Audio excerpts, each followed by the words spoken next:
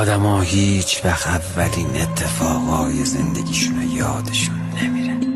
قبول داری؟ هیچ کس عشق اولشو یادش نمیره. اولین معلمش، اولین باری که دست یه نفر رو عاشقانه گرفت، اولین بوسه، اولین رفیق، اولین قرار، اولین جدایی، اولین